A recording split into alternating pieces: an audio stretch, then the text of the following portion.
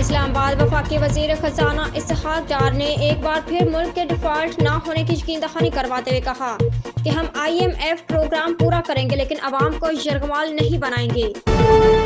Pakistan cricket board PCB میں تبدیلی کا عمل جاری ہے۔ ڈائریکٹر HR سرینا اوگا بھی عہدے سے الگ ہو گئی۔ مسلم لیگ آف کے صدر چودھری شجاعت حسین کے بیٹے نے الزام عائد کیا ہے کہ چودھری شجاعت کو خاندان کے اندر سے دھوکہ دیا گیا۔ سال 2022 سندھ کے تعلیمی شعبے کے لیے بدترین سال رہا اور نجی ادارے کے سروے کے مطابق محکمہ تعلیم کرپٹ ترین ادارہ قرار پایا۔ کراچی گلستان جوہر میں پولیس کی شاہین فورس کی فائرنگ سے ایک نوجوان عامر حسین کی ہلاکت کے واقعے میں خوش قسمتی سے بچ جانے والے دوست نے واقعے کے حوالے سے اہم بیان دے دیا ہے۔ اسلام آباد وزیر اعظم شہباز شریف کا کہنا ہے کہ ہمیں ہر حال میں پاکستان میں غذائی تحفظ کو یقینی بنانا ہے۔ کسان پیکج پر عمل درآمد کو تیز کیا جائے۔ کراچی بیرونی ادائیگیوں کے سنگین چیلنج کی وجہ سے روپیہ بدستور گراوٹ کا شکار ہے اور ڈالر کی قیمت میں اضافہ ہو رہا ہے۔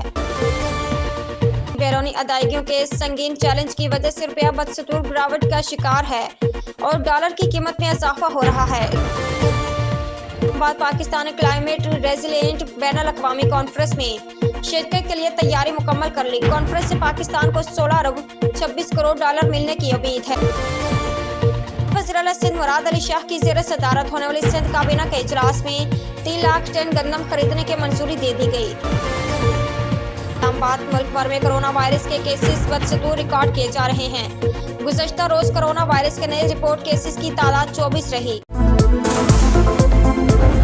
اسلام آباد وزیر اعظم شہباز شریف ڈونرز کانفرنس میں شرکت کے لیے اتوار کو جنیوا روانہ ہوں گے۔ پاکستان اور اقوام متحدہ ڈونرز کانفرنس کی میزبانی کریں گے۔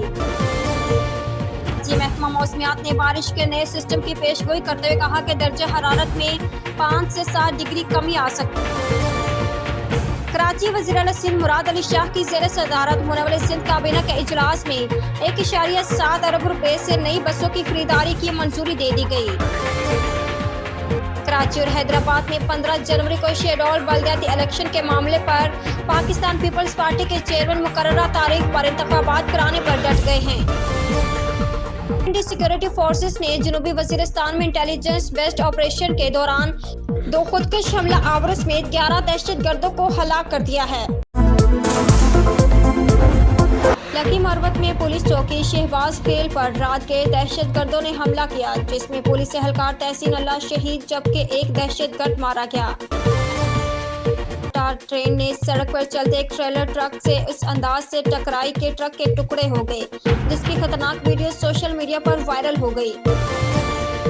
ملک کے بالائی علاقوں میں پارہ نقطہ انجماد سے گر گیا۔ ملک بھر میں موسم شدید سرد ہو گیا۔ سندھ کے شہر خیرپور میں کچے کے علاقے میں باپ بیٹے سمیت 3 افراد کو اغوا کرنے کے بعد قتل کر دیا گیا ہے۔ سال 2022 کے دوران سندھ رینجرز نے پورے صوبے میں دہشت گردی ٹارگٹ کلنگ اغوا برائے تاوان بھتہ خوری اور سٹریٹ کرائم کے خلاف ہزاروں کارروائیاں کی جن میں سینکڑوں ملزمان کو گرفتار کیا گیا ہے۔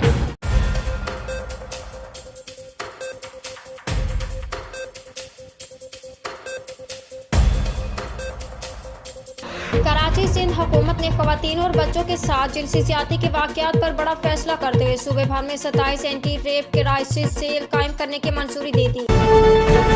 کراچی سپریم کورٹ نے سندھ حکومت کو 4 ماہ میں معذور افراد کے کوٹے پر بھرتیاں مکمل کرنے کا حکم دے دیا۔ اسلام آباد پاکستان بزنس فورم نے سال 2022 کو معاشی طور پر بدترین سال قرار دیتے ہوئے کہا ہے کہ حکومت کو اصلاحات کے ساتھ ریلیف اور بحالی کی ضروریات کو پورا کرنے میں توازن برقرار رکھنا ہوگا۔ لاہور وزیر اعلیٰ پنجاب پرویز الہی کو ڈی نوٹیفائی کرنے کے معاملے پر PDM کے بعد متعدد لیگی رہنما بھی برہم ہو گئے ہیں۔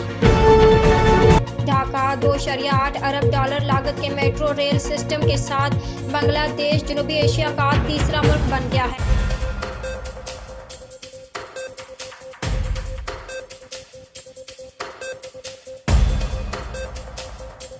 وفاقی دارالحکومت اسلام آباد میں 31 دسمبر کو ہونے والے بلدیاتی انتخابات ملتوی کر دیے گئے ہیں۔ الیکشن کمیشن نے سیاسی جماعتوں کا موقف سننے کے بعد فیصلہ سنایا۔ لاہور ہائی کورٹ نے اسموک کے تدارک کے لیے درخواستوں کی سماعت کرتے ہوئے اسکولوں کو مزید 7 روز تک بند کرنے کا حکم دیا ہے۔ پولینڈ کے رہائشی 2 بیویوں کی جانب سے سابق پاکستانی شوہر کے خلاف 2 بچوں کی حوالگی کے کیس میں اسلام آباد ہائی کورٹ نے دونوں بچے عارضی طور پر پولینڈ کے دونوں ماؤں کے حوالے کرنے کا حکم دے دیا۔ آسٹریلوی کرکٹ ٹیم کے اوپنر ڈیوڈ وارنر نے باکسنگ ڈے ٹیسٹ میں جنوبی افریقہ کے خلاف 2 اہم اعزازات اپنے نام کر لیے۔ اسلام آباد حکومت نے 2023 میں عام تعطیلات اور اختیاری چھٹیوں کا نوٹیفکیشن جاری کر دیا۔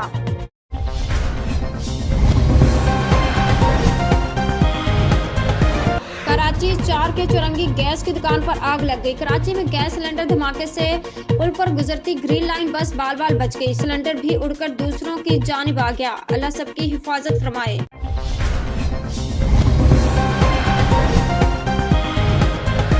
سانگڑ سے پیش ہے بیورو چیف غلام قادر کی یہ رپورٹ۔ سانگڑ شہداد پور روڈ پر باقی شاہ کے نزدیک بیک سٹاپ پر ہولناک حادثہ۔ باقی شاہ کے نزدیک بیک سٹاپ پر تیز رفتار بیگو نما گاڑی نے موٹر سائیکل سواروں کو ٹکر مار دی، جس کی وجہ سے کئی افراد زخمی، جن میں سے 2 افراد شدید زخمی، جن کی حالت انتہائی تشویشناک تھی۔ زخمیوں کو فوری طور پر تعلقہ ہسپتال شہداد پور منتقل کر دیا، جن میں سے 2 زخمی 75 سالہ عثمان خان لغاری اور 17 سالہ بابر لغاری فوت ہو گئے۔ فوتی اور زخمی گھر گوٹ کریم ڈنو وزان کے رہائشی تھے۔ حادثہ سنجور پولیس کی حدود میں ہوا۔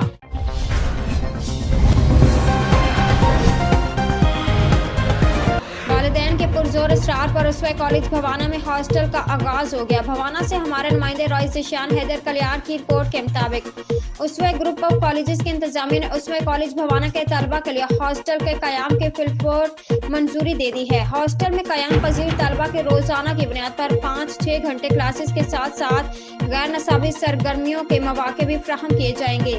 ہاسٹل کے معیاری اور مثالی ماحول میں بچوں کو 3 وقت کا بہترین کھانا بھی فراہم کیا جائے گا، جو بچوں کے جسمانی نشو و نما میں مفید تر ثابت ہوگا۔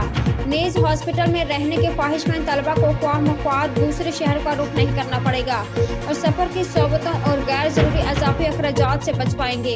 ہاسٹل کے متعلقہ تمام امور کے اختیارات اور نگرانی کے فرائض پروفیسر محمد اسحاق عارف کو تفویض کیے جا رہے ہیں، جو کہ کئی سالوں کا تجربہ رکھتے ہیں، جن کے مشفقانہ رویے سے طلبہ مانوس ہیں۔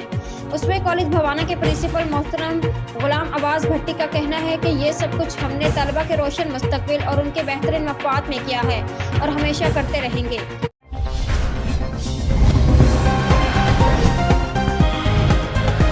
دولت پور میں آٹا سستا نہ ہو سکا، شہریوں کے دوسرے روز بھی احتجاج، آٹا سستا کیا جائے، مظاہرین کا مطالبہ۔ رپورٹر فقیر حق نواز قلندری۔ دولت پور میں احتجاج کے باوجود آٹا سستا نہ ہو سکا، شہریوں کا دوسرے روز بھی آٹا مہنگا ہونے کے خلاف احتجاجی مظاہرہ۔ احتجاجی مظاہرے کی قیادت سماجی رہنما شیر ڈاہری، نیاز انر، جار محمد ابرو اور غلام رسول رند کر رہے تھے۔ مظاہرین نے باب گلن چاند سے نیشنل پریس کلب دولت پور تک احتجاجی ریلی نکالی۔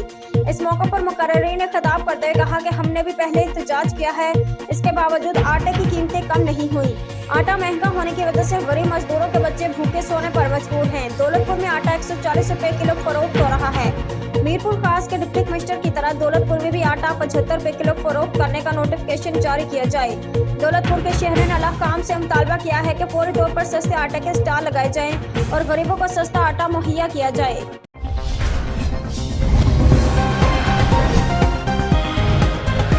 دولت پور سستا آٹا نہ ملنے پر شہری سڑکوں پر نکل آئے۔ دولت پور میں شہریوں کا آٹے کی عدم دستیابی پر احتجاج، شدید نعرے بازی۔ مہنگا آٹا ہماری قوت خرید سے دور ہے، حکومت سستا آٹا فراہم کرے۔ گھنٹوں لائنوں میں لگنے کے باوجود سستا آٹا نہیں ملتا، مزدور کمانے جائے یا آٹے کی لائن میں لگے۔ غریب مزدور کی اجرت 700 ہے، جبکہ اوپن مارکیٹ میں آٹے کا تھیلا 1600 کا۔ سستا آٹا نہ ملنے کے باعث غریب عوام فاقہ کشی اور خودکشی پر مجبور۔ صوبائی حکومت اور انتظامیہ فوری طور پر نوٹس لے کر سستے آٹے کی فراہمی یقینی بنائے۔